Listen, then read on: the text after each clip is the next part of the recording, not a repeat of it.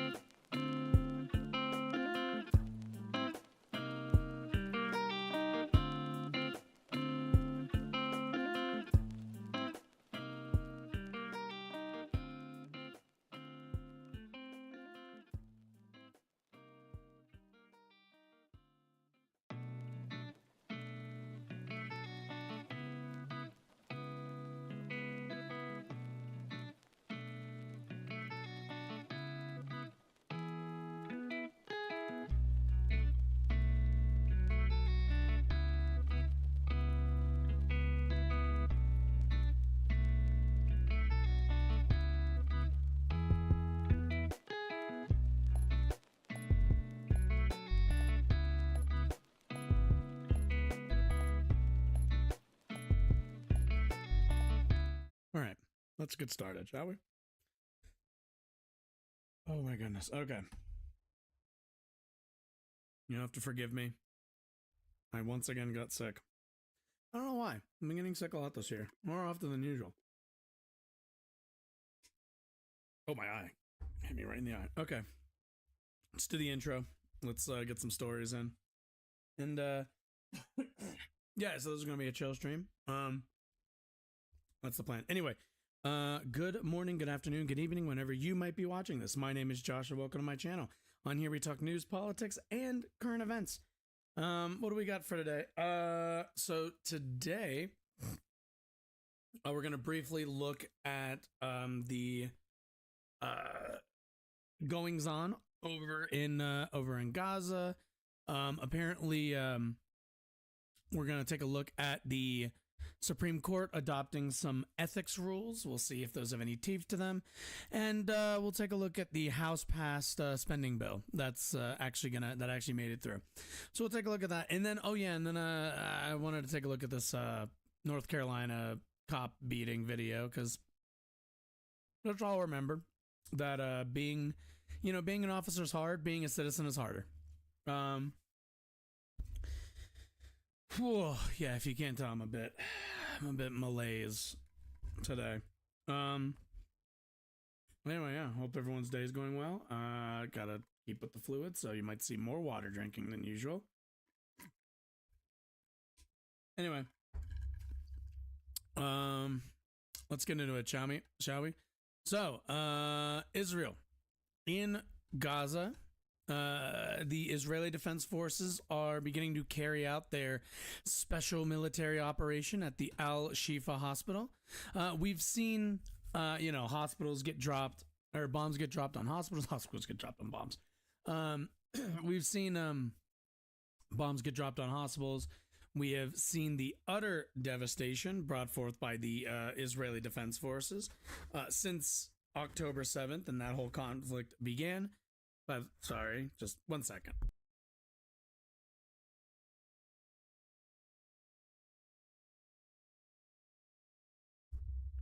Sorry about that. There's you probably, well, actually no, you kind of can't see it. There's just so much cat hair on this thing from the cats rubbing themselves on this.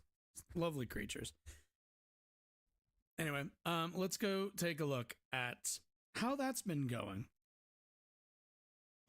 We have breaking news out of Gaza tonight. Israeli Defense Forces say they are carrying out a military operation against Hamas in a specified area in Al-Shifa Hospital.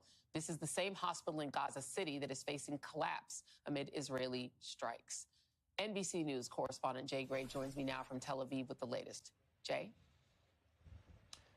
Yeah, and let's get straight to it. We know that this is the largest, the most technically advanced hospital in Gaza, and that troops have been surrounding this area for... I kind of wonder, like, what does that actually mean? Largest, most technologically advanced? Like, what does that actually...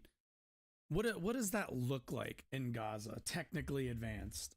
For days, saying that they believe command and control operations, as well as weapons and ammunition depots, are inside the hospital. Troops moving in within the last 30 or 40 minutes, as you said, carrying out a precise and targeted operation in a specific area inside that hospital. The team on the ground, we are told by the IDF, includes medics, Arabic speakers, and that this team has undergone specific training for this mission. So they had prepared for this mission for days, apparently, before deciding to move in. They're also saying that the hospital staff was informed just before soldiers moved on the facility. And Joy, we should also point out that they are calling on all Hamas terrorists, and I'm quoting the IDF here, inside the hospital to surrender. So this comes after what's been several days of fighting both outside the... So am I the only one? So am I the only one that's kind of that like kind of just feels like a lot of this, like, we're gonna go into this civilian hospital and we're gonna tell them to come out now with their hands up, and I don't know, maybe it's just, this sounds like such a This sounds like such a cover for like, oh, we just want to do some military action in this hospital.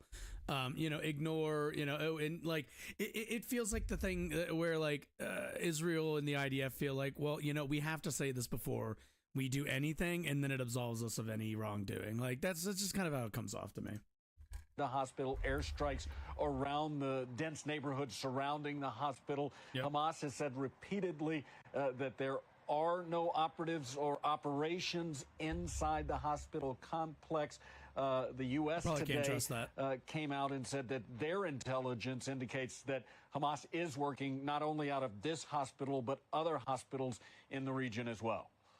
Jay, let me ask you a question. How many civilians, do we have a sense of how many civilians, how many patients and doctors are in that hospital? Because our understanding is they're building mass graves to try to put bodies in because they can't, and they can neither leave, they don't want to leave their patients, their babies in incubators, et cetera. How many civilians are in that hospital? Yeah, didn't they shut off power to this? Isn't like there's already like I've heard the babies in incubators thing, and I have no doubt that there's at least one, but like what do you? Yeah, we think thousands. We know that thousands more have left over the last couple of days. And these corridors opened up for several hours by the IDF to move people to the north. Hours. So a lot of people have evacuated the hospital, but there still are apparently thousands inside. NBC's Jay Gray, thank you very much. Earlier tonight, after thousands gathered for the March for Israel in Washington, I spoke with two public thinkers about the Israeli-Palestinian debate. Peter Beinart, editor-at-large. Oh yeah, I think I saw some pictures from this. Some of the people at this were fucking demonic. Of Jewish Currents and author of the Beinart Notebook. Like on obviously Substack. that's not like and Michael everybody. A. Cohen, MSNBC. Keep in mind there are always going to be people who are going to defend Israel just because they've got family there. They're, from the region. They are, they feel some kind of kinship or whatever. And those people are just, those people are like anybody else, just supporting a cause, supporting a group that they identify with. But like there are some people where it was just very obvious that they were here for the blood. Columnist and senior fellow at the Center for Strategic Studies at Tufts University. Thank you both, gentlemen, for being here. Michael A. Cohen, I want to start with you first. I found your piece very interesting, and I want to read a little bit of it today. You talk about, in your view, those who are calling for a ceasefire being incorrect in what they're looking for. And you write, in 1864, as General William Tecumseh Sherman laid siege to the Confederate city of Atlanta, he penned a letter to the residents of the city that he would soon burn to the ground. You cannot qualify war in harsher terms than I will, he wrote. War is cruelty, and you cannot refine it. Those words ring particularly true today. Consider, well, I'm going to leave it there. I'm going to come back and read another part of it later. But wasn't there that one congressman? I don't think there is. I'm pretty sure there are a congressman who like got up in Congress and was like, "There's no, don't believe your lying eyes. There's no such thing as a Palestinian civilian." Like the same way there was no such thing as like a Palestinian or a civilian, like a German civilian during World War II, which is just like completely outrageous because like by that logic, there are no civilians at all. There aren't civilians then everybody is fair game, which that person certainly wouldn't buy that after 9/11. So it's just disingenuous. But explain to me why you believe that the calls for a ceasefire are incorrect. I mean, the bottom line is that after October 7th, Israel, like any country in the world, cannot accept having on its border a Hamas government responsible for the atrocities of October 7th. I think it's simply a case where Israel's right to defend itself has a need to defend itself. I mean, even today, Hamas is still firing rockets into Israel. 2 people were injured in Tel Aviv, 1 seriously hurt. Whoa. Okay. We need to talk a little bit. What is this? What is this like? Oh, 2 people were injured, 1 seriously? Are we really going to compare these numbers? Are you really going to sit here and tell me that like, oh, well, Israel's a right to defend itself. Oh, like Israel can't tolerate the Hamas government, a semblance of Hamas government on their border because they're costing Israel 2 injuries? Like, I'm sorry, but this is ridiculous. The idea that like, we need to bomb this entire city and kill thousands because 2 people might be injured tomorrow. Like, that's just it's such cope, man. It's such cope. It's just no, like this has gone past the point where I think it's reasonable to say like what Israel is engaging in is defense. What it's engaging in is offensive warfare, quite frankly. The ceasefire is sort of a one-sided thing. It's not. Hamas has no inclination to stop attacking Israel, stop attacking Jews. They've made very clear they will continue to do so. So I think what is imperative it's not like is Hamas for Hamas to be down. either eradicated or at least severely weakened. And I do think that and the question always is, okay, Hamas to be eliminated. Well, first of all, you can ask the United States. We'll tell you it's not going to happen. You're just not going to do it. You can destroy every single time they leave any Palestinian alive in these bombings. Every single time they create one more person sympathetic to Hamas. They are in the process of creating more and more members of Hamas. So the question falls to, okay, what's the cost? How many civilians have to die? And with however many civilians have to die, how many of those survivors are going to turn into Hamas and then keep rolling that cycle back over and over and over again? So what's the cost? 10,000, 20,000 civilians dead? Is that enough to stop the bombs this time? And if you've created nothing but recruitment material for Hamas, then in 5 years, 10 years, are you going to see how many more fighters? Like, at the end of the day, again, and I've said this before, like, Israel is the only party in this entire situation. At least in this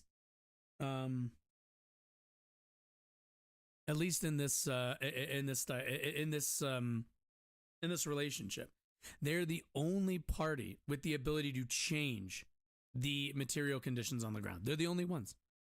Hamas, at the end of the day, doesn't really have the ability to change that society. They just simply react to what's happening to it. Israel has the power to do this. The United States has the ability to put pressure on Israel to make better decisions for its future, but we're clearly not interested in that.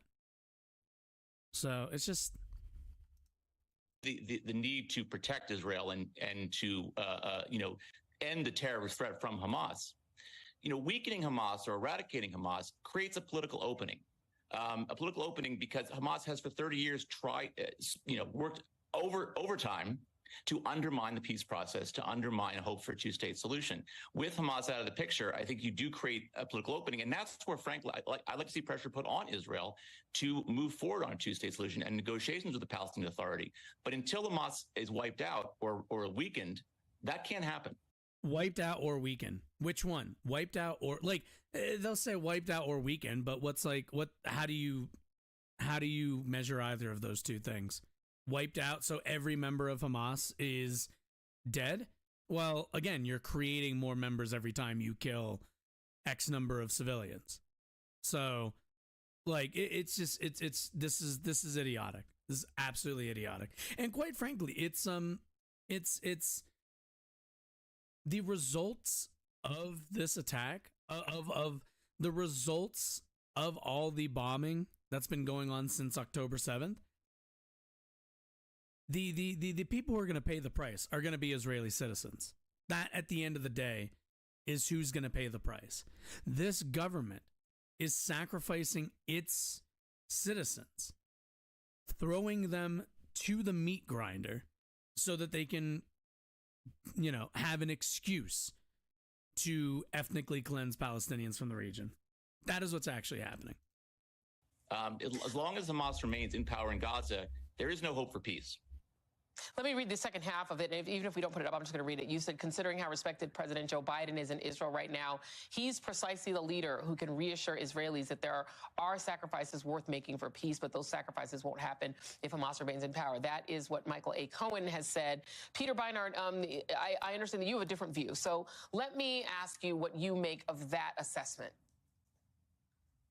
So, according to Save the Children, more children have been killed in Gaza in this past month than in armed conflict in the entire world in the entire of the last year. So if you're going to say that it's justifiable to kill this many children, it seems to me you have to have really good answers about what the strategy is behind this invasion. I keep on hearing a lot of things. Hamas is going to be eradicated. Hamas is going to be weakened. It's going to be destroyed. Again, keep in mind, like I said earlier, all these children, if you didn't eliminate the parents and the family members, those are now Hamas members. Like those people, not like, I guess I shouldn't say that like so immediately, but like those are going to be the people that get recruited. Those are going to be the people who will be the most recruitable. And again, and Israel is creating that dynamic. Israel is. Hamas isn't. Israel is. The more pressure they put on this group of people's necks, the much more what's the word? The much more attractive, violent retaliation is going to look to those people.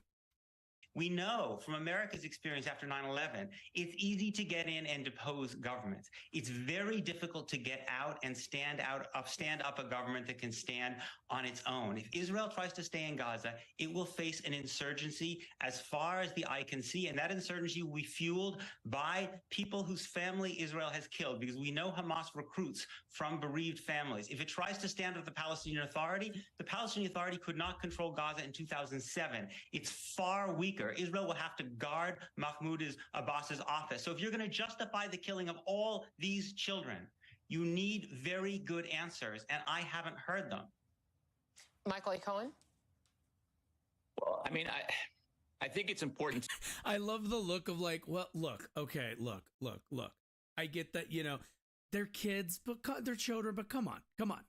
They're really just future Hamas fighters. Like that's the energy that you get from these guys, is that it's like, they're offended that you would mention, hey, you do know that like all this we're going after Hamas talk means nothing when the only thing you've actually done is kill children. That's the only thing you've been successful in. You've been successful in killing a bunch of kids, which you can say we're going after Hamas, but it just rings hollow. And nobody's going to be interested in that. It's just, it like the cost for this is just not worth it. And again, the U.S. should be rather familiar with this. How many people did we send over to Afghanistan? How many people did we send over to Iraq? And got nothing out of it. How much, what is it? Blood and treasure, I think is what they always say. Did we spend in the Middle East and get nothing for it? The U.S. understands this, especially its citizens. To be clear, what's happening in Gaza? I mean, what's happening there is obviously a tragedy, and we are seeing people needlessly dying, including children and primarily civilians. But that's a decision in large extent that Hamas has made in order to use people as human shields to prevent Israel from attacking them. I mean, we're seeing right now this fight happening around the Al-Shifa hospital. Why is that happening? Because Hamas uses hospitals as command centers, military command centers. Then probably leave the hospitals. That's probably one of those things where they do that because they assume that you'll value human life above above the goal of taking out Hamas. But it's become very clear that the IDF and Netanyahu's government have no interest in human life because they don't see Palestinian people as humans. They don't. They've said as much in interviews. They've said as much in press releases and like on press tours or whatever. They've said they don't see Palestinian people as people. They're, animals. They're dogs to them. So, to them, they're like, What's the cost here? Human life? I don't see any. So I think we have to be clear that, we can blame Israel for this, but Hamas deserves a great deal of responsibility for the carnage that's being unleashed in Gaza. But in general, I think that sort of the problem I have a little bit with Peter's argument is that, no one would have said after 9/11 we shouldn't attack the terrorists who are responsible for 9/11. Well, we did kind of say don't invade Iraq, especially after we were lied into it and made to believe that that had any connection or relation to the 9/11 attacks. Like, what's funny is this guy gets on here. Like, do you have no awareness of recent American history, dude?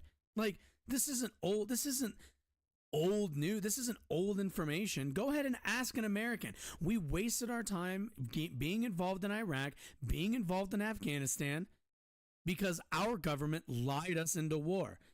Our government allowed an attack to happen and then used our collective trauma, used our collective anxiety to fuel a war overseas. That costs nothing but the lives of servicemen who didn't need to go over there and the money of the American taxpayer. That is the only thing we got out of this.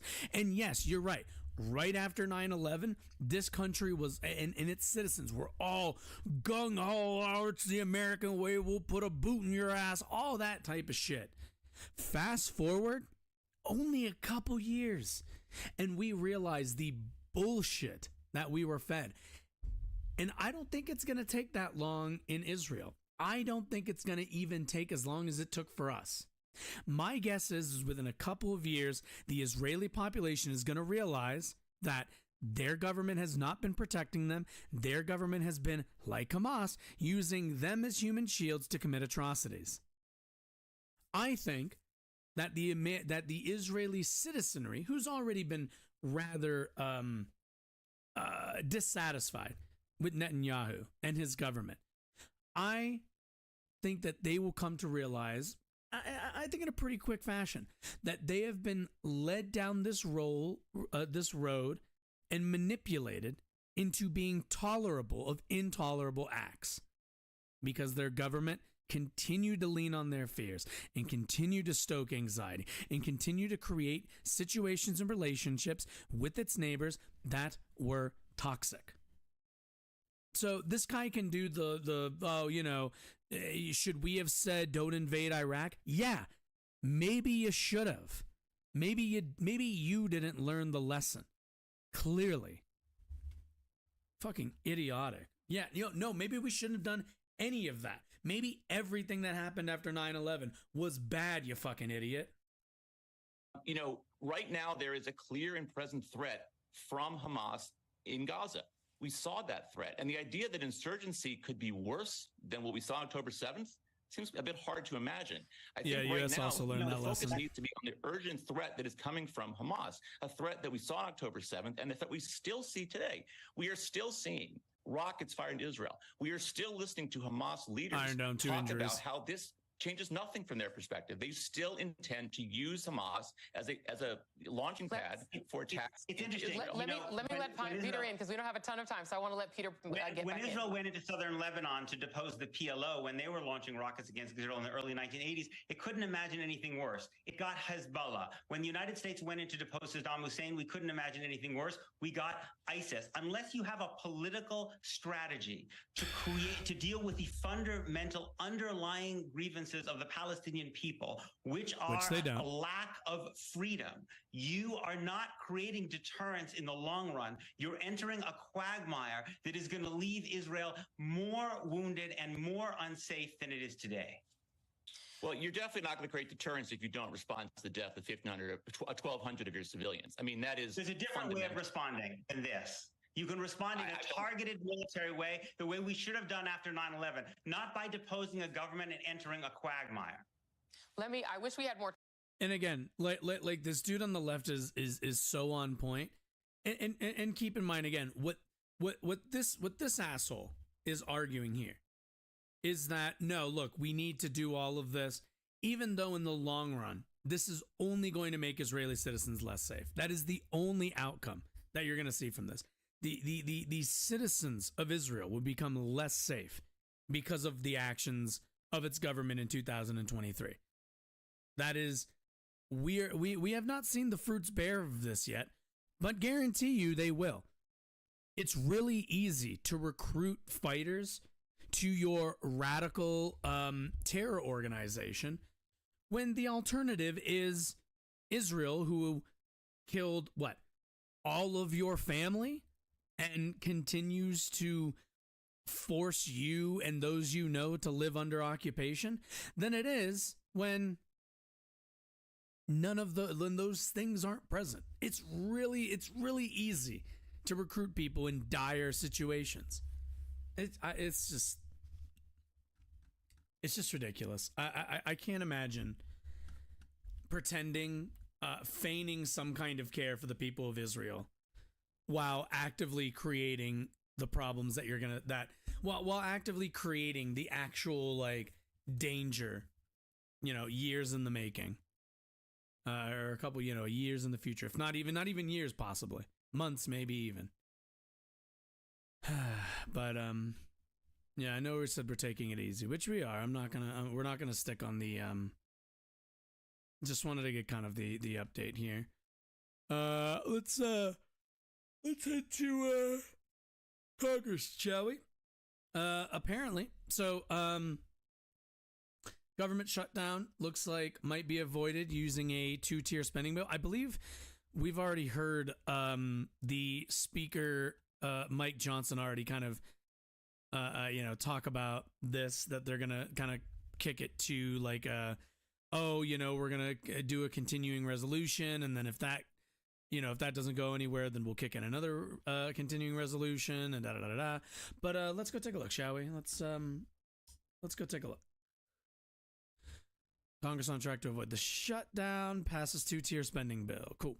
The House voted overwhelmingly, 336 and 95, to approve an unusual 2-tier spending bill to keep some government offices open through mid-January, while others would operate through the beginning of February. The Senate is expected to vote on the measure later this week. Democrats have criticized Johnson's 2-step construction for creating 2 additional funding deadlines, and therefore 2 opportunities for a partial government shutdown. But caucus leadership got behind the bill Tuesday afternoon, citing the fact that it funded the government at current levels was, quote, devoid of harmful cuts and free of extreme right-wing policy riders. That's good. Senate Democrats have offered similar support. President Biden will sign the short-term spending deal, providing it is passed the Senate, according to the White House official. The funding bill, quote, maintains current funding levels and has no harmful policy riders. While the bill does not include any money for Israel, Ukraine, border security, and other foreign policy priorities that Biden requested in a package worth more than $105 billion, the White House remains optimistic that there's enough bipartisan support to advance, according to the official. Okay, cool. So basically this is like, all right, we're going to leave the controversial shit out and then just keep everything, which is basically punting it to, we'll deal with that issue later, which I'm fine with. We don't need to get bogged down with like some nonsense spending bill. The Republican drafted bill funds 4 federal agencies through January 19th and the rest through February 2nd, all at current spending levels. Johnson, Republican from Louisiana, took the unconventional approach of splitting the deadlines for the spending bills, in part to appease a bloc of House conservatives who first floated the plan, but the group abandoned their support for the plan because Johnson failed to also include deep spending cuts they have demanded. Conservative House Freedom Caucus came out against the plan Tuesday morning, writing that it, quote, contains no spending reductions, no border security, and not a single meaningful win for the American people. Yeah, we all know. Keep in mind, all these spending reductions, as much as they suddenly care about the American people, all the spending reductions would have been for Social Security and Medicare and Medicaid. So, only things that American people actually need and actually benefit from. No border security. God, I'm so tired of talking about the border, to be quite frank with you. It's just a never ending. It's always the border with them. I'm just tired of it.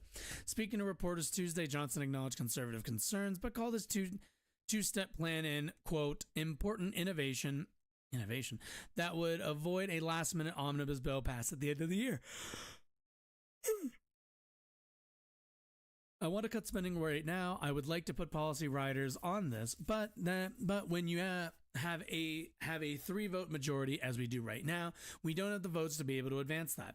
What we need to do is avoid a government shutdown. Why? Because that would unduly harm the American people. Troops wouldn't be paid. We know all the effects of that, and so we have to avoid that, and we have a responsibility to do it. Working with Democrats to keep the government open is what triggered the push to oust former Speaker Kevin McCarthy last month. At this point, it does not seem Johnson will face the same fate. Representative Bob Good, a member of the Freedom Caucus who voted to oust McCarthy, told CNN that he does not support Johnson's plan, but drew distinction between his actions and McCarthy's. Speaker Johnson has been on the job for 2-3 weeks now? That's like throwing in a quarterback in the fourth quarter. Oh, fuck off with your stupid football analogies. Okay. Well, certainly that's good. We'll kind of see how this ends up playing out. I mean, plain and simple, yeah. They do have a responsibility to make sure that the government continues to be funded, along with, just kind of overall making sure that, government workers at the end of the day shouldn't be working without getting paid. We wouldn't tolerate that with literally any other case, but so that's at least good. I'm thrilled to hear it. I guess the real question will be going forward, kind of what the Republican Party, especially in the House, what I guess their goals are. Oh God. You just can't help but the only thing they really have at this point is cutting the budget and funding a bunch of nonsense that the border and a lot of like kind of culture war stuff. So I can't help but kind of wonder, like, what are they even interested in running on? Like, what are the things that they want to get done besides spending cuts? I guess I just don't have any kind of idea. Like, what do you want to do besides spending cuts? And that's kind of the only thing. But hey. So this is something that I've talked about before, quite a bit, which is the Supreme Court. So the Supreme Court doesn't have any kind of real ethics code, which I don't know if that immediately rings, rings any alarms, but that's kind of not good. That's actually pretty bad, quite frankly. So luckily, we have seen an adoption of some kind of code of conduct, some kind of like ethics standards, but is it going to be meaningful? ProPublica, wrote up this article. The Supreme Court has adopted a conduct code, but who will enforce it? Which, when I first saw the headline, I was pretty happy initially that the Supreme Court's going to be having an ethics code or some kind of conduct code. But I think we can always do with a little bit of skepticism when we're talking about the Supreme Court, the high court of wizards in this country. So let's go take a look. Experts say it is unclear if the new rules, which come after reporting by ProPublica and others revealed that justices had repeatedly failed to disclose gifts and travel from wealthy donors, would address the issues raised by the recent revelations. Oh my God. Oh my goodness. Update. The story has been updated throughout ProPublica nonprofit. Right. The Supreme Court on Monday released a code of conduct governing the behavior of the country's most powerful judges for the first time in its history. But experts said it was unclear if the new rules, which do not include any enforcement mechanism, would address the issues raised by recent revelations about justices' ethics and conduct.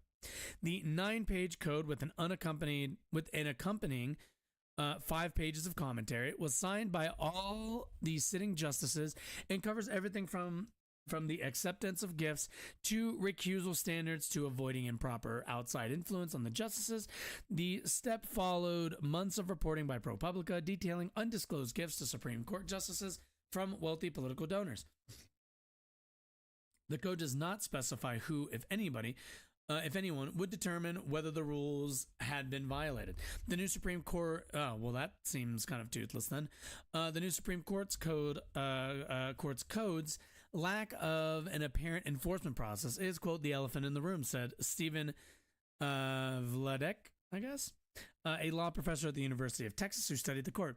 Quote, even the most stringent and aggressive ethics rules don't mean all that much if there's no mechanism for enforcing them.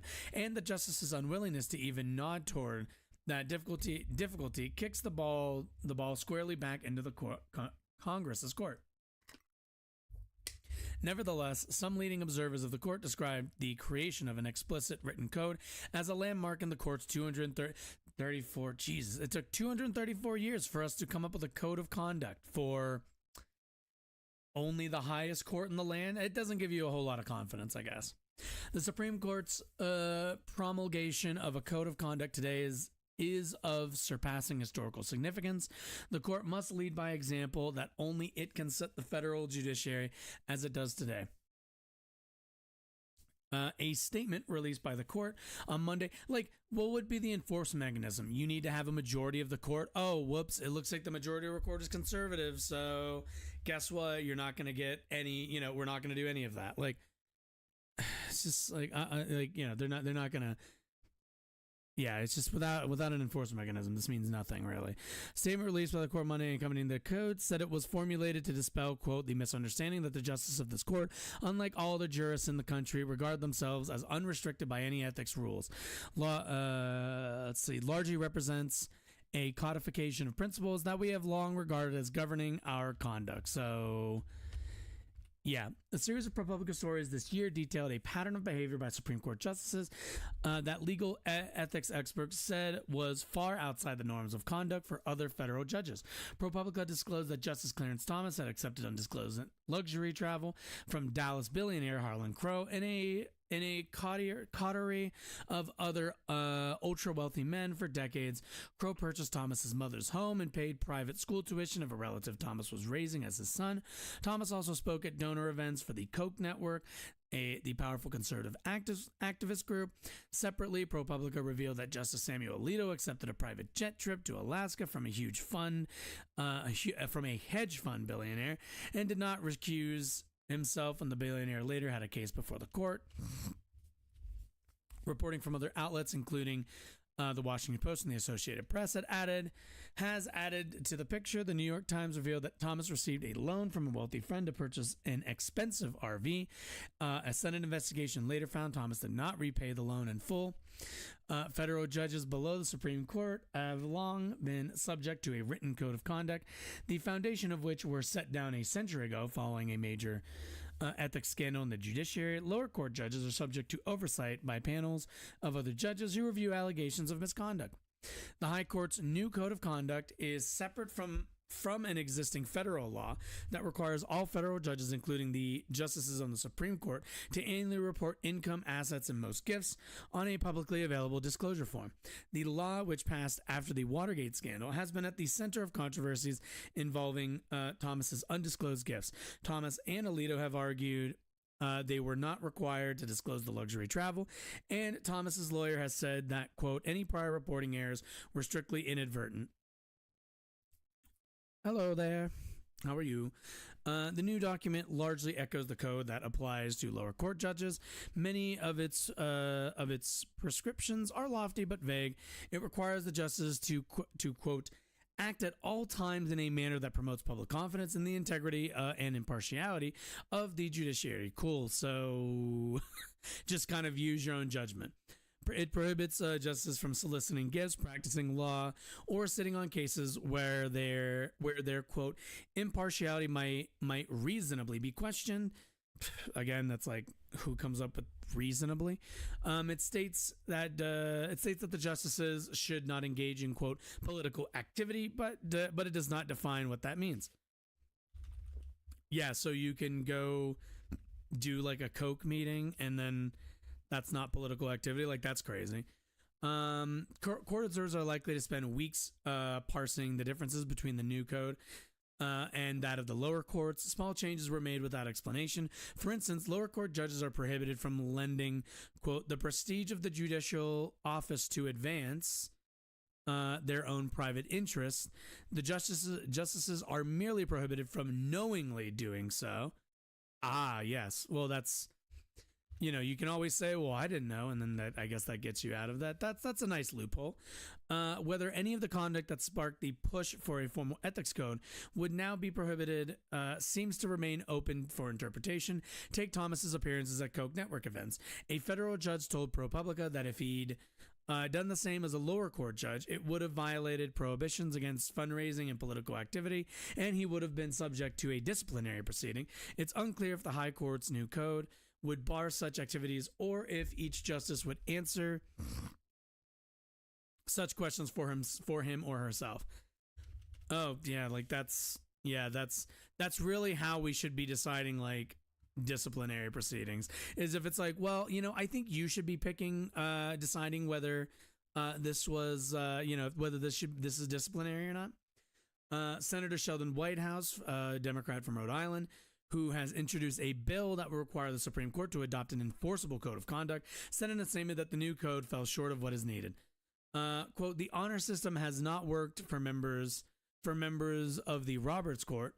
This is a long overdue step by the justices, but a code of ethics is not binding unless there is a mechanism to investigate possible violations and enforce the rules. White House's bill advanced out of the Senate Judiciary Committee in July, but it has since stalled in the face of GOP opposition. I wonder why. I wonder why the Conservative Party has no interest in enforcing an ethics code on the conservative majority Supreme Court. I just kind of wonder why that would be. It's unclear whether the court's release of the code will affect the ongoing Senate investigations. Oh, sorry. It would create an enforcement mechanism, GOP opposition. It would create an enforcement mechanism for the court's code of conduct and set up a process where panels of appellate judges would investigate potential ethics violations. It's unclear whether the court's release of the code will affect the ongoing Senate investigations into justices' relationships with businessmen and others involved in undisclosed travel and gifts. For months, the Senate Judiciary Committee has been seeking information from Crow and others about undisclosed gifts to Thomas. Last week, Senate Judiciary Democrats deferred an effort to subpoena Crow in the face of intense Republican opposition on the committee. Senator Dick Durbin from Illinois, the panel's chair, said last week the committee would continue its efforts to authorize subpoenas in the near future. The court's new ethics standards are in many ways more lenient than those governing employees of the executive and legislative branches. There are still few restrictions on what gifts the justices can accept. Members of Congress are generally prohibited from taking gifts worth $50 or more. That's like super low or more, and would need pre-approval from the Ethics Committee to take many of the gifts Thomas and Alito have. Yeah, like these dudes are taking like thousands upon thousands of dollars of gifts when the bar is like, hey, if somebody gives you like $50 worth of stuff, you need to report that. And they're just like, it's not even like the bar's like super high. Jeremy Fogel, a retired federal judge in California who had publicly called for the Supreme Court to adopt an ethics code, said Monday that he was, quote, heartened to see that the justices unanimously would recognize the need for an explicit code. Whether it will make a difference with the justices' day-to-day actions or in the public perception of the court remains to be seen. Well, you can color me unimpressed for now. But, that just seems kind of the absolute barest of minimums that they could be doing. Recently, the left middle beat right hard, right in the election in Poland. Oh, nice. Honestly, can't decide which is worse. All sides are corrupt as shit. Left sold out to Russia and Germany, and the right made corruption incredibly widespread. Are you talking about in Poland or here in the U.S.? I mean, that's good. I've heard the Polish politics in Poland. Okay. I mean, that's, yeah. Left sold out to Russia. Doesn't Poland have like excuse me for my ignorance, doesn't like Polish people not get along with like Russians or some shit? Isn't there quite a lot of conflict there, from what I understand? I just realized how low my camera is. That was always my understanding. I don't know if that's like because of that whole World War II thing. No, that's that. Oh, there it goes. Okay, there we go. Well, I guess we'll just leave it there. Whatever. Historical and political tension. Yeah, that's what I thought. So the left is selling out to Russia and Germany? Oh, that's not great. I mean, the left here in the United States, well, the left here in the United States has just kind of been rough lately. Quite frankly, we have really the problem here, the US left, there isn't a lot of focus, I notice. I think the only thing that like we've really seen on our end a lot of big progress be made is in the labor sector. But otherwise, the American left is just all kinds of a mess right now. Sadly. In terms of like the conflict in Ukraine, there's still a sizable group on the American left that are for continuing to kind of treat do like the this is just a proxy war, or Russia had to invade Ukraine, like all that those sorts of memes. And it's just, I don't know, I can't imagine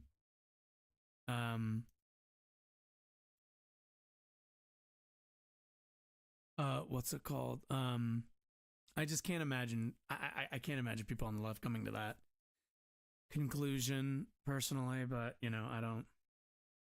Media portrays that 100% of the populace are very pro-Ukraine and so on, but that's not true. They have never apologized for brutal ethnic cleansings and the threat of people who did it as heroes, and Polish people notice. However, media doesn't report because that would worsen,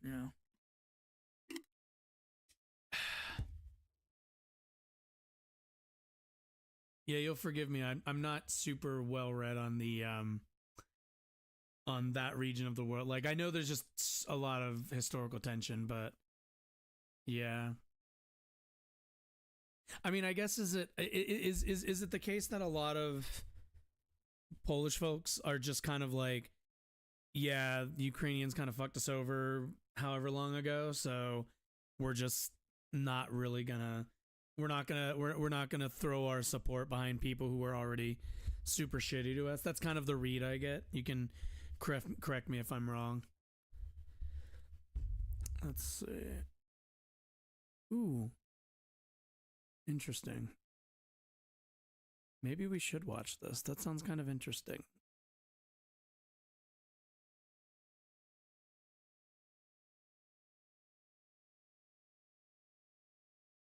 Interesting. Anyway, all right, down to the last story. Should we watch? Well, no, let's get this and then we'll decide if we do more. All right, so if you've lived in the US, you've almost certainly heard of police beatings. It is not something that I think almost any American, especially those I think around my age especially, are incredibly are shocked by anymore. We're pretty desensitized to it, quite frankly. But in North Carolina, somebody captured a video of North Carolina police pretty much just wailing on somebody as they were already handcuffed. Again, this shouldn't really surprise many people. This is kind of par for the course for U.S. police forces. But let's go take a look. See, I'm constantly told that being a cop is hard, which, yeah, there's a lot of jobs that are hard. Don't really think that's much of an excuse. Let's take a look. A video circulating on social media shows a North Carolina police officer repeatedly striking a black woman during an arrest while several other officers hold her down. And although the department contends that the officer was intentional about where he hit the woman to get her to comply, the police chief acknowledged Wednesday that he understands the quote outrage. Let's go take a look at the video. I actually was able to find the video finally. This is apparently what was necessary to make an arrest. Now why he kicking her? Why is he mean that lady like that? Why is he punching her? Why is he doing that? What the fuck? Get off her! Like this, yo, camera person, can you stay on topic? Now you gonna kill her right on the ground. He's literally just wailing on, and you can also tell, like they're cuffed and on the ground. There's no, yo, look how small this cop is. Oh wait, there's a hill there. Okay, I thought this was just a really short stack cop, bald cop there. That would kind of explain why he was like beating on somebody while they're handcuffed and on the ground, held down by like multiple officers.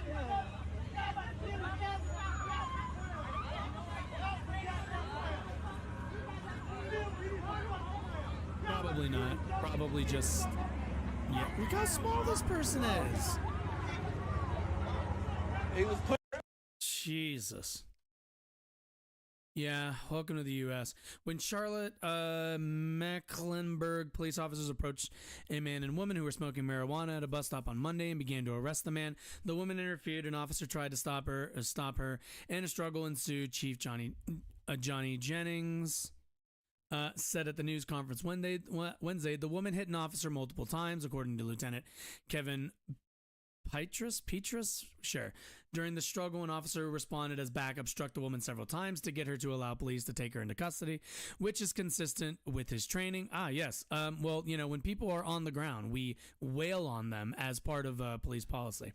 After several repeated verbal commands, an officer struck the female subject 7 times with knee strikes and 10 closed fist strikes to the peroneal nerve in the thigh to try to gain compliance. The officer was intentional about where the strikes were made. Oh, well, that's nice. As long as he was like, you know, surgically striking nerves to, you know, what was that one fucking character in Avatar? The one that like hits you in the nerve spots to get you to stop fighting. Yeah, like we all know what was, damn it, I don't remember a goddamn name, but that one. One bystander video posted online shows 4 officers kneeling and holding the woman down as a 5th repeatedly strikes her with a closed fist. As it is happening, bystanders shout at the officers to stop. After a few seconds, the officers stand up and lead the woman to a squad SUV with their arms behind her back. I get it. I understand the outrage. I understand the emotions that come when you look at a video that involves an officer who is punching a female. Jennings said he has been involved in similar physical struggles during his 32 years. Oh, well, that's nice. I can tell you that I've never been involved in using force that has looked pretty and has looked good to the public. So these are difficult situations, and all I ask is we continue to let the investigation internally play out. I mean, again, this is another one of those things where it's like, it's very much like the Supreme Court. You know, the cops say, look. Let us do the investigation into our own police force, and we'll let you know if anything happens. And like 95 out of 100 times, they're just like, nope. Everything was all good here, by the books. This is exactly how it should have happened. Like that's just unfortunately, where police kind of are in this country. The department's Internal Affairs Bureau is investigating Sig Jennings, who speculated that other agencies might eventually conduct their own probes. The officer, identified as Vincent Pistone, has been reassigned temporarily from the patrol division to investigations. Oh, that's nice. A department spokesperson said the department does not release information about officers as races. Police contend that the woman identified in the court documents as a 24-year-old black woman from Charlotte assaulted an officer. And again, like, the level of assault we're talking, especially when it's like unarmed, like citizens who are significantly smaller than officers, is like, yeah, she kind of went like this and batted at me and like annoyed the shit out of me. So we like, you know, tackled them to the ground and then beat the shit out of their perennial nerve or whatever the fuck. Like, yeah, that makes sense. Neither the video that shows the officer striking the woman nor 2 other videos shot from a different angle by someone else show the beginning of the encounter between police and the people who were arrested. Let's see. Jennings noted Wednesday that the body camera of the officer, who he says was hit by the woman, was knocked off during the struggle. Yeah, okay. The chief said the public has a right to see the body cam footage and that he believes it will but that it could take a couple of months before, because North Carolina law requires a court order to release such video. He said his department has already petitioned the court to allow the release. As officers took the man into custody, they found a loaded handgun in his bag. Which again, this is the United States. Why does that matter? We have a right to carry, apparently, I thought. The man was charged with carrying a concealed weapon, and the woman was charged with assault on a government official. Both were also charged with resisting officers and marijuana possession. Is North Carolina? Wait, is weed legal in North Carolina? Marijuana, North Carolina. Legalization. Let's take a look. Without support from even the Democratic Governor Rory Cooper, North Carolina is likely not going to become the next state to legalize. That sucks. Probably don't smoke weed in public, by the way. The Bojangles restaurant chain confirmed that the man and the woman work at its location near the scene of the arrest, but it said they had already finished their shifts and were off the property when they were approached by police. Like many other charlatans, I guess that is charlatans. We were shocked and saddened by the video of an incident between Charlotte Mecklenburg police and Bojangles employees. While we wait to learn more of the details that led to the incident, we plan to cooperate fully with any investigations. As Jennings noted at the news conference that the quote optics are bad. It shouldn't have happened, but those responsible is the question, right? The chief questioned whether the officers should have initiated arrests for marijuana use, even though we can, and whether the woman should have interfered with the man's arrest and struck officers. None of that should have happened. Yeah. I mean, again, we've seen, if you lived in the United States, you've seen a lot of these kinds of cases. It's just not that uncommon, sadly. I take that over what I've seen happen in Poland, where two homeless people were fighting on the street, and the strong one literally cracked the skull on the other on the sidewalk, and police drove up, looked at it, and just drive off. Don't know how that ended, though. Decided to get the fuck out, avoid being involved with that shit. Yeah, I mean, most likely in a case like that, usually, I mean, I don't know what the laws, or at least what the procedure would be. I would assume you, like, arrest the guy, but there might be the case where it's like, yeah, let's not get involved, call like an ambulance and come back about that later. But also, yeah. Actually, let's kind of look that up. Let's just for funsies to close it out. So much body cam footage, I'm pretty confident in saying it's the black sheep that bring the most. Yeah. Let's see. Poland. Let's see. Homeless. Assault, maybe? Police? Victims of hate crimes. If you're savagely beaten, and race attack within minutes. Police flee, maybe. Something tells me we're not going to find like that random attack just using keywords. That's because I'm assuming that case probably isn't like didn't just happen. Smash window to escape cold. Crime, homelessness, push Oregon residents to flee. Shows police. Let's see. I thought it will pop up a long time ago. Rural area. Oh yeah, there's like, yeah. But okay, well. Ooh, wait, what is this? Ooh, do we want to see some infighting at the Daily Wire? I'd like to see it. Wait, what is this? Ben Shapiro, blast Candace Owens. Ooh, what do we have here? Ben Shapiro calls Candace Owens disgraceful over her position on Israel. You can look up what Polish football games look like. Straight up war zones. Polish football games. I'm assuming you mean Polish. I'm assuming you mean football. Let's see. I don't know. Football game? Oh dear. Can I? Okay, I'm going to copy paste that.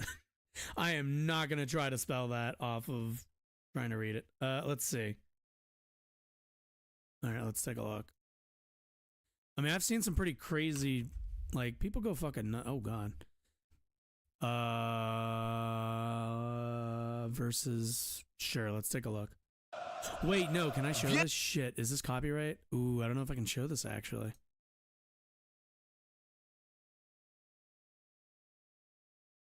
I don't know if I can show this. This might be copyright material. Let's see, is sporting events are It's on YouTube, probably. Yeah, that's our sporting events copyright. Athletic activities. Wait. According to section, no, actually, they're not. The office cannot register claims of copyright in athletic activities or competitive maneuvers as such because they do not constitute. Okay, cool. Oh, Jesus, what is going on here? Oh, dear.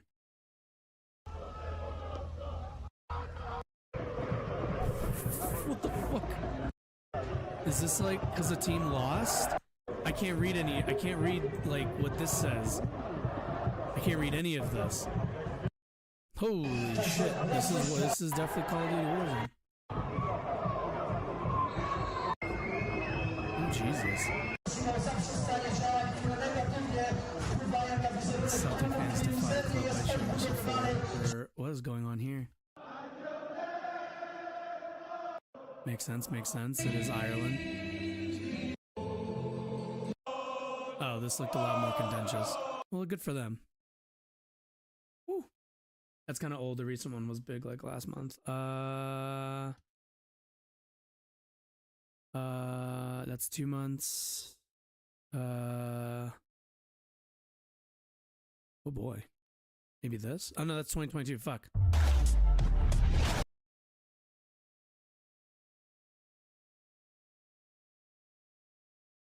The unfortunate part is I can't read any of these. Can I translate these titles? Is that like a thing I can do? I don't think so. That's crazy though. Oh boy, what's happening here? Like, I know football fans, like, yeah, I've heard they can get quite rowdy.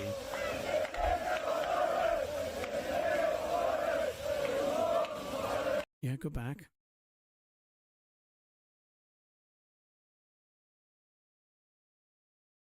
Anyway. What was I saying? Oh yeah, that's right. Apparently Ben Shapiro and Candace Owens are having a little bit of a spat. Can I see? Is there one that just says their videos? I don't. Wait. What's this? Let's see. Whose video do we want to watch? I don't really want to watch Breaking Points or The Hills. Don't really want to watch TYT's either. Fuck it, let's watch Kyle. So wait, it's on YouTube or it's on Twitter? Hold on, hold the phone. And by paradise in this. Okay, wait. Okay, if it's on Twitter, then I'll just find it. Arch Nemesis since the 80s. They're a big match recently. My team won. Nice. Oh wait, no. I guess we'll do Ben Shapiro. Let's take a look. Let's see.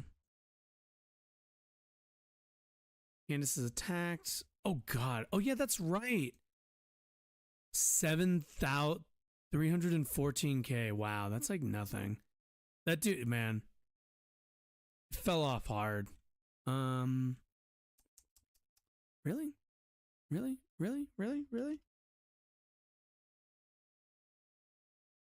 What's her Israel position? I'm confused. Like,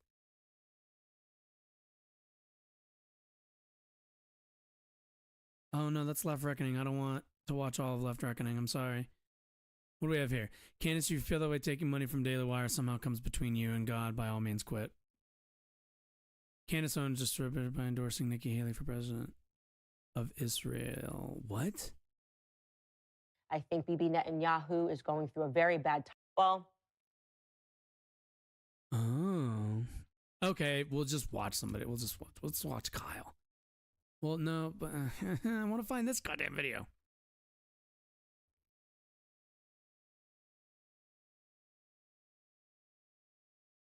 Okay, maybe like TYT will just. There we go. Okay, this is all I wanted. What's happening? Why is Ben wearing this jacket? Candace Owens, I think her behavior during this is disgraceful. Can I get subtitles? And then the question is about Candace Owens. I think her behavior during this is disgraceful. Oh, her behavior is disgraceful. Okay.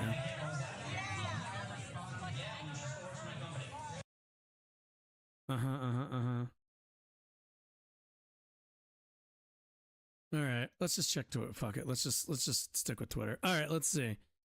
Speak anxious, they shall be called the children of God. Blessed are they which are persecuted. Oh, shut up, Candace.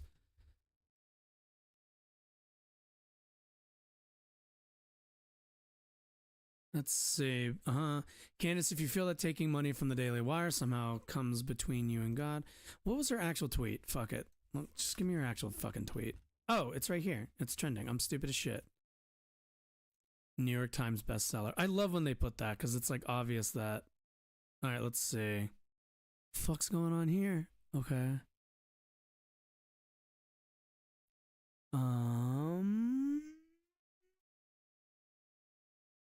Christ is king. I think the fundamentalism is coming from within the house, Ben. Let's take a look. Blessed are the peacemakers, for they shall be good.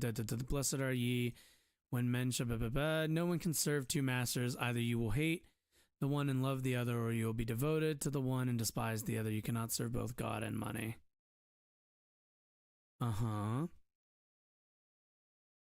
You've been acting unprofessional and emotionally unhinged for weeks now, and we have all had to sit back and allow it, and have all tried to exercise exceeding understanding for your raw emotion.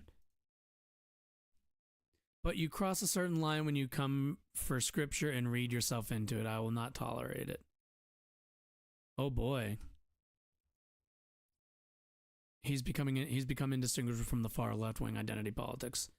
They've always been like that. I don't think any of you always. Oh man. So I guess they're like warring now. I guess it's just. What is this? I'm genuinely confused why asking questions and quoting Bible verses about peace warrants a call to resign from the Daily Wire. Oh man, fucking Ben is. I don't think Ben realizes he's Jewish among a bunch of fucking fundamentalist Christians. You moron, you absolute idiot. Oh man. Oh, buddy. See, that's okay. So this is the thing, right? Like the right is filled with a bunch of like anti-Semite, like the Jews run everything conspiracy theorists. And like at the end of the day, they've tolerated Ben Shapiro because quite frankly, he says all the things that they need and want him to say. But yeah, like at the end of the day, he can't. Oh, buddy. Like, yeah, he can't. They won't tolerate him going after somebody, one of their own. Man, the fact that he did not foresee this. Eventually, Ben Shapiro was going to be, what's it called? Like Ben Shapiro was going to get turned on eventually. You know, you can't be like Jewish and dodge the virulent anti-Semitism on the right for that long. Even Tucker, like, in 1660, fine, we'll watch a bit the of Roman this. Inquisition hauled in Galileo, the Italian astronomer, and commanded him to stop saying that the Earth revolves around the sun. Oh, great! I Shut can't up, fast they forward. said. Everyone knows that's wrong, and you're a bad person for saying otherwise. That's a well-known story, of course, and we laugh about it. Wait, the church said that, didn't they? Okay, Now, moving on. 400 years later, because the authorities were completely wrong. Galileo is a hero. They are fools. And we explain this by pointing out that they were religious nuts. They were superstitious. Oh, Nothing sorry. like that could ever happen now. But it turns out the one constant in human history is human nature. And not only does it happen now, it happens more than ever. Watch Candace Owens. In the so Yanis, when I say the right, I'm talking specifically about their like thought leaders, Charlie Kirk, Candace Owens, you know, a lot of their speakers, Matt Walsh, a lot of them are like are evangelicals, are like Christian nut jobs. Like so many of them are anti-Semitic, just in ways that like you wouldn't really like immediately identify, because they do the whole like, oh, why can't we talk about them? Why can't we talk the everything's being run by a secret cabal, Hollywood, da da da. They all do the like Jewish question posting. They just don't like come out and say it. But like a lot of their speakers, obviously people who vote right wing, like voters, that's different. But like the people who are running, Turning Points USA, who are running even DeSantis's campaign, put out like, are pretty, their hands aren't exactly clean on the anti-Semitism. Owens get widely attacked, not by one person, but by everyone for being right. People like Candace Owens and others have been flagrant at putting out disinformation into the public sphere. The top performing post of the week was this post by Candace Owens, a far right-wing commentator and a favorite on Fox, denigrating George Floyd. It just shows how this website is a radical. Yeah. And I mean, we all know Candace Owens priors. Probably also an anti-Semite, quite frankly. The only thing that these kinds of creators also care about, like the only thing that these kind of like public figures, these sorts, the only thing they actually really care about in terms of their like support for Israel is because they believe in the rapture, and they believe that if Israel, if Israel takes Jerusalem or whatever, I don't remember the whole. Oh, maybe we should watch that. I think we'll watch that one day. But it's basically just like, once like the Jews take Jerusalem and a whole bunch of other stuff, then the end times will come, and then like a whole bunch of Jews will be exterminated. Some of them, if they convert to Christianity, will be taken up to the kingdom of heaven. But all the people who are like, not, devout Christians and whatnot are all going to be left into purgatory and eventually, die on earth in hell or some bullshit. I actually think maybe one day we should like go over the whole evangelical death cult thing. But none of it is like a genuine interest or care for like, for Jewish people. It's all like, no, we need you all to like die by the millions, and those of you who are willing to convert, then you can come along. The good Jews can come along. But like the heart of the evangelical movement here in the United States is thoroughly anti-Semitic. Engine. You do have this sort of parade of MAGA world that are parroting Russian talking points. Tucker Carlson, Candace Owens, Tulsi Gabbard, I think somewhere along the line, they don't believe this, but they think that it's in their interest to say these things. These people are almost collaborators. That Candace Owens video was the top video on Facebook this past week, and she's saying all sorts of things about George Floyd and denying any systemic racism problems. And so there's a deeper fundamental issue with what the Facebook algorithm and all social media algorithms, what kind of content they reward. Others double down on vaccine disinformation. Holy shit, we kind of get it. Candace Owens is a garbage person. We get it, Tucker. Jesus. Notice why they were attacking Candace Owens. What did she say? She said, well, actually, George Floyd was not murdered by a racist cop, much. Well, it's unfortunate that, like, I don't know, the laws kind of caught up with that claim. By a systemically racist society. She said, actually, the vaccine doesn't work very well, and it may be dangerous. She went on to again, another thing that's never been proven. Like, I mean, it's Tucker. What can I say? No, Ukraine is not going to win the war against Russia. And for saying these things, every one of which is proven true, she was attacked as an immoral person, a racist, and a traitor to her country. What's interesting, however, is that no one leveling those taxes ever apologized to her. And so maybe like Galileo, she's going to have to wait for her descendants to get the praise for her truth-telling. And we thought that seems unfair.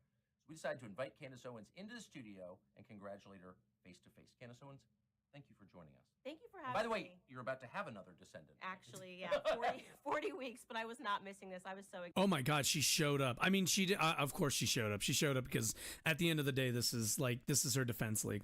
They basically told people from Syria, Iran, and so on that they have good housing in Europe and buy them a flight to Belarus and then herd them towards the Polish border to destabilize Poland. Who is they? I have no idea who you're talking about, or who at least they is, or even the U.S. politics when many politicians called us racist when we built a wall on our eastern border to avoid migrants being used. It's a Belarusian government. Oh, well, I can't really speak to the Belarusian government.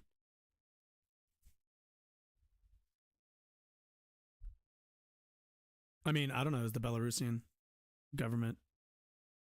I guess I'm confused what that has to do with my claim that right-wing commentators are anti-Semitic. Or if you're just talking about something else. I mean, Excited. I'm honored to be here. Well, so it's a little weird to see yourself. Look, we all get things wrong. I certainly have gotten a lot of things wrong. I think it's fair to be attacked for getting it wrong. No, it's 20 minutes ago. Get it right. Candace Owens. Okay, here we go. Proven that you got it right in 3 instances. Was that? I'm sorry. Was the George Floyd thing proven? Was the vaccine thing proven? None of it has. Why does she dress exclusively like a fucking like? Why does she exclusively dress like a fucking Sith Lord, but with like bad style? That you did on the biggest issues of the day. Ugh. Also the straightening of the hair. God makes me. And shouldn't someone at least point out, hey, Candace Owens was right about that? No, I think what tends to What happen was is Candace they Owens have right too much about? ego and they're too proud, and they want to sort of move on and pretend that they weren't as radical as they were in their stances, and calling you a grandma killer. You know, if you wanted to go out the door and get groceries, or if you wanted to maybe see your grandma, because grandma shouldn't be dying alone, even if she is dying.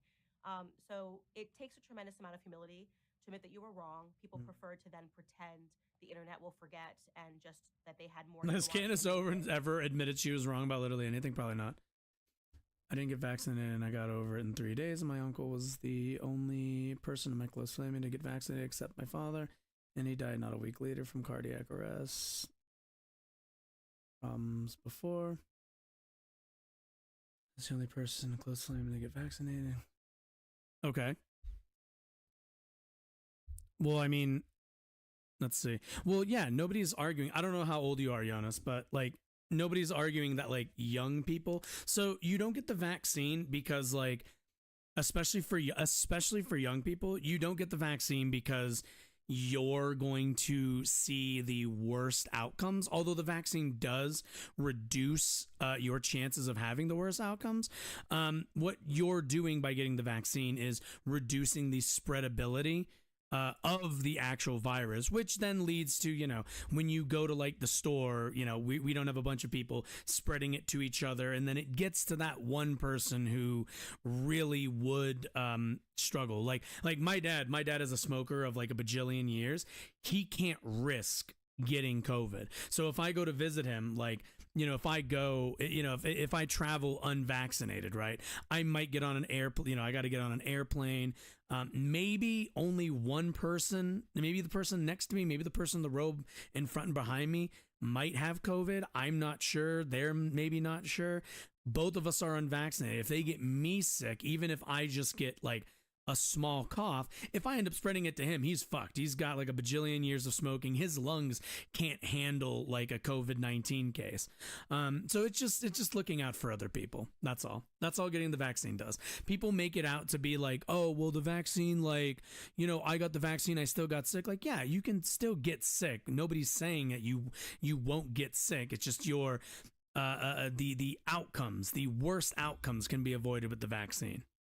Like there's no downside to getting it. It's only protecting you from the worst outcomes and protecting people around you who might, like, you know, their worst out, the bar for them might be a lot lower, and protecting the people around you. Yeah. People almost died from COVID and the vaccine. Let's see. I get what you're saying. I know around the same amount of people who almost died from COVID and the vaccine. Are you sure from and the vaccine? Because there hasn't been no long-term study has shown us that there's any link between taking the vaccine and dying. I mean, if you really think about it, the millions of people who got the vaccine, and we're probably looking at an incredibly small like number of deaths. Sorry, COVID or vaccine. Oh, God. Died from COVID or the vaccine. Died from COVID or the vaccine. You're saying I know around the same amount of people who died or almost died from COVID or the vaccine. Yeah, there's just like, when people say like somebody died from the vaccine, it's just like, yeah, you could argue like, hey, this person got the vaccine and then they got sick. But like the thing that they got sick from was probably like a long-term, usually tends to be a long-term health complication. Like there was usually something else going on that like, you know, it's just really a timing thing for the most part. And at least to this day, I've never seen a study or at least a reputable study to link any kind of like vaccine taking or anything. Because we take a lot of vaccines. A lot of kids have to take them for going to school. here in the U.S., and we see almost no complications. There's always a risk to taking the vaccine, but it's all about the significance of that risk. If we're talking like you have a 1 to 2% chance, then you have a 1 to 2% chance with like everything you take. Like I took some Pepto-Bismol earlier because I was feeling sick. There are always risks to taking anything. On the issue of the day, which is fine with me. I'm totally. I mean, it's one thing not to admit you're wrong. I understand it's difficult to do that. I have to force myself. But to attack other people for being right and then apologize for it does seem immoral. It is immoral. And when we're living in an environment where there is a lot of media immorality, people would rather you parrot certain talking points rather than have a meaningful discussion and a meaningful dialogue. And they don't accept it. And at the moment that they start to censor speech and they start talking, calling you names, like calling you a grandma killer, calling you a pro-Putin puppet, it's because they don't actually believe what they're saying. It just, these are ad hominem attacks to dissuade from having. Also, I don't know what the pro-Putin thing is. If you just don't think Ukraine's going to win, that's like a valid like position, but like that's just kind of an opinion. Like I don't think Candace Owens is exactly a tactful military strategist. So her saying she doesn't think Ukraine can win in its defense is, oh, thanks for that. It really holds any weight or value. It's like, all right, so what? Like, whoa, Candace Owens, tactical tactician in warfare, doesn't think like, no, it's Candace Owens, dipshit, racist conservative in the U.S., has an opinion that just so happens to align with a fascist government in Russia. That's all. I mean, it's just funny that, right? Actual debate, and there always should be an actual debate on every issue. And when they never explain what you got wrong, they don't call it wrong, they call it disinformation, which suggests it could be right. That's usually a tell. And speaking of, so I was out of the country yesterday and didn't have adequate internet access on the plane to really follow this, and I don't understand the context exactly. Did they not have Wi-Fi on your plane, my guy? It was dominated yesterday by video of Ben Shapiro. Here it is. This is the thing I was actually. Why does that play twice? I don't understand why that plays twice. It's so weird.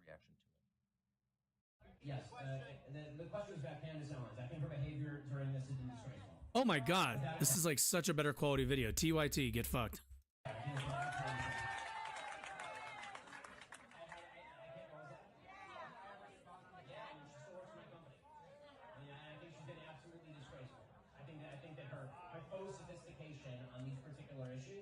Been ridiculous. It's not post sophistication, it's ridiculous. Everybody can see the moves that she's making and the things that she's saying, and I find them disreputable. So maybe there's a point in the video where he explains what exactly you did wrong and how you were wrong. I haven't seen it. But to call somebody, quote, absolutely disgraceful, particularly a coworker, seems like a pretty big step. And I really don't know the background here. What is that about? There isn't much of a background. I saw the video when everybody else saw it when I woke up. No one warned you about it. Nobody warned me about it. It looks like maybe he didn't know he was being recorded. It looks like it was some sort of a private event. I got no clarity on the issue at each other that for he was weeks. Speaking on, and in what was said, I can't respond to it beyond what he's saying because it's just ad hominem attacks. I don't know. Yeah, because it's not. We disagree, or I don't think she's correct, or maybe she doesn't know what she's talking about. It's absolutely disgraceful. Yeah. Well, I mean, I don't really but what's the he disagrees with you. He thinks that you wait. He said that she pretends to have nuance about it. Like, don't get me wrong, Ben Shapiro is a Zionist. He does not give a shit about nuance. There is no nuance with Ben Shapiro's takes on Israel. But his argument is that Candace Owens kind of plays footsie with I guess the entire topic. I guess I don't know what her take is. Exactly, and so I can't respond to it on a level of intellect because there's nothing that he has expressed in that, at least in that short clip, that he fundamentally disagrees with. What has been her take on Israel? That I'm not going to respond with the same ad hominem attacks. Yes. I don't think it helps further discussion, and if that was me, that was caught on a video saying that about colleagues that I work with, I would be embarrassed. So I think that the video speaks more to Ben's character than it speaks to mine. Has he texted you to apologize or explain or anything? No, nothing. I haven't heard a single word. It just was sort of something that he said. And you know what? Ben and I have many disagreements, so I don't think that that's particularly something that's interesting. We disagreed on the COVID vaccine. We disagree on Ukraine and Russia. Ooh, So when I'm walking through Okay. Jerusalem and you see, and So they it say seems these are the like- Muslim quarters. This is where the Muslims are Right. allowed to live. Uh-huh. That doesn't feel like a bastion of freedom to me. It's very easy. Oh for my us God, does she have? No way. No fucking way Candace Owens stumbled on a correct take. Obviously, to make fun of MSNBC and to make fun of Uh-huh. the Hamas caucus and everything else. Ignore Dave Rubin. But take a look at the confusion here. When people call it, this bastion of freedom, or it's just like America, it's not the sense that I had when I was there. And again, we had talked earlier on about how our own experiences obviously color our opinions. And I grew up, at my grandparents' house. My grandfather grew up in a segregated South. And so when I'm walking through Jerusalem and you see, and they say these are the Muslim quarters, this is where the Muslims are allowed to live, that doesn't feel like a bastion of freedom to me. So I guess. Oh, I don't think it's where they're allowed to live in Jerusalem. I think it's that there's an Armenian quarter. It's not saying the Armenians can only live here. It's that there are communities, just like there's a Jewish community in Jersey here, and there's a Muslim community in here. I don't think, to my understanding, it's not restrictions within Israel proper of where Israeli. I think it is where they have. I think it is where they have. I mean, at least Wait, that's what no, the but that's rabbi who was complete taking me bullshit. around. He said these are the Muslim quarters, so this is where the Muslims live, but he didn't say anything about legally saying they cannot live in other places within Israel proper. I mean, there's Israeli Arab citizens that have full rights. Israeli Arabs. I'm only on the talking about Jerusalem, so I haven't been to Tel Aviv or anything like that. I'm just talking about particularly. Jerusalem and then- itself as a city.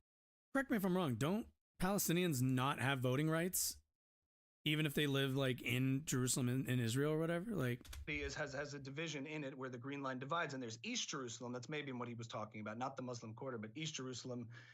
There's disputed territory within the West Bank and East Jerusalem that divides, and therefore they're under Palestinian Authority or even other jurisdiction. But that's a different conversation as far as what those are. But Arabs within Israel, if you go to Israel, people would be surprised to see on every street sign Hebrew, English, and Arabic. You see a multicultural city. So I'm keep going a little bit because I'm curious in your experience in Jerusalem. Yeah, no, and maybe I'm misunderstanding it, but I think it's worth talking because my understanding from the rabbi was that this is where the Muslims have to live in Jerusalem, and it looked very different from where the Jewish people were living, and that again, that could not be any fault of any person other than this is how they take care of their stuff, and this is the way that we take care of their stuff. But it was noticeably a lot dirtier. It was noticeably a lot darker. And it just made me feel as a Black American and knowing my own history that this isn't freedom to me. Like if you can't just decide like I want to live on that street or I want to live on this street, but maybe I'm wrong and it wasn't. Right. They were just all choosing to live there. yeah, and like we've heard stories. Like I think we watched the video of I forget the dude's name, but like he went over and like somebody pointed him out like, you can't go down that street unless you're Jewish. Like that's just like security forces will stop you and be like, are you Jewish or Christian? And if you are, you can go. And if you're like, no, I'm Muslim, they'll be like, turn the fuck around, find a different street. Like, It might have been a misunderstanding. Imagine if you went into an inner city in the United States and somebody told you this is a predominantly Black neighborhood and you said it looked more run down. Would you say that America is systemically racist? Well, yeah. If I was giving a tour well, I yeah. wouldn't say this is the Black. Wait. Okay, so this guy's like a right-wing comedian then? Because like, yeah, the reason why like, the reason why like Black neighborhoods in the United States look considerably worse than white neighborhoods are because of systemic racism. We had redlining for how long? We had white flight in the 80s and 90s. Like, yeah, we kind of know the answer to these. Like, yeah. Black quarters, probably. Or this is a Black neighborhood, but maybe somebody in the group might misunderstand that. Yeah, maybe I did. Yeah, I just wanted to ask you about that. Okay, so Jerusalem. I'm gonna make this. Okay, so that was kind of okay. So that's kind of the context, I guess, behind. Virtually every stance that has been the opposite of mine on every issue over the last 5 years. So I don't think that that's particularly remarkable. Vaccine. Really, I didn't remember that. Yeah, he was pro the COVID vaccine. I was anti the vaccine. We were all idiots for not getting the vaccine. So that's totally fine. I am totally open to people having a difference in opinion. Right. I would hope that amongst colleagues that it would always be a civil disagreement, and I would never in a private event stand on a table and talk badly about Ben. It's a little weird. So he was on the left on those three biggest issues of our time, is what you're saying? The three biggest issues of our time. The vaccine is the three biggest issues. Okay. Okay, Tucker, calm down. Converted his opinions. He's accepted responsibility. He said, I was wrong about the vaccine. Oh, good. He is, obviously pro pharma. His mom's a doctor. And I say to people, I'm very aware of my perspectives on big pharma, and I talk about it on my show openly. And I think that that's a tremendous credit to the Daily Wire that they allow a difference of opinions. But as I said, hope that it would remain respectful and that you wouldn't throw your colleagues under a bus, so to speak. I think that's fair. And just for clarity, because I really don't know, is he your boss? Does he? I think there's a lot of misunderstanding about co-founder, right? He's not the CEO of the Daily Wire. He is not making the day decisions at the Daily Wire. And I do want to make it very clear, because people are like, how could you possibly save Daily Wire after this? I have a very good relationship with the co-CEOs of the Daily Wire. Especially right now, the acting CEO is Caleb Robinson. He's a wonderful person. He's worked very hard to be where he's at. We have that's got to be fucking sour for Ben. And so you start the Daily Wire, and which is unfortunate. You got to have this person on there. The day-to-day movement of the Daily Wire. The rest of the hosts have their shows situated in Nashville, so we see each other every day. We talk. There's great camaraderie, and there's actually more agreement. There's actually a lot of people that are, as I describe myself, just pro-America first. Nashville, incredibly left city in the state of Tennessee, by the way. Whether people agree with it or not. Never let it be said that, every time conservatives bitch and moan and talk about how much they love rural America, they never want to live there. They always want to live in left cities, every single time. But I don't want that video to become a reflection of how the Daily Wire works and the Daily Wire operates, because I have had a very good experience with the CEOs, and, Man, there are people who are watching cable right now missing that face of bewilderment of Tucker Carlson. Well, it certainly speaks well to the Daily Wire then. So it's not, a clip like that on the internet. Oh, Candace. Oh my God, are they trying to push Ben out? Oh man, that's fucking crazy. Okay. Well, this has been fun. I don't really think there's really much more. What the fuck is 55Q? Okay, I'm going to click on this because what the fuck is happening? Oh, I saw this video. Bro, America. Fucking no, stop. That's probably copyright. Anyway, what is 99% Hitler? What's going on? In America, they make you vote 100% and then 99% if you don't vote. Yeah, that's kind of how it goes. Two-party system's fucked. What's new? Anyway, all right. I'm gonna. This is the part where I have to cut it. As much as I'd love to just stick around and look at stuff. All right. So I don't think I really have much else to say. Next week, Monday. I still don't really know times. Just know it'll be Mondays and Wednesdays. It all just kind of comes down to how much sleep I can get the night before, and how much prep I can do on the day of. Usually determines kind of what time we go live. But Monday, Wednesday, always be here. If you ever want to see any of the segments that I pull out of here, those are always on YouTube. You should definitely subscribe over there. That's a good place to kind of keep up. Also, for a long time, I was uploading pretty much daily on YouTube. We are, I am attempting to get back into that habit. It probably is going to take a couple shows to really get back to having segments up every single day, but heading in that direction. After a hiatus for a lot longer than I wanted and getting sick like twice in a row, hopefully that trend, we can break that trend and get back into the old one. Anyway, everyone have a lovely day. I'll see you all Monday. Goodbye. If I can find the thing.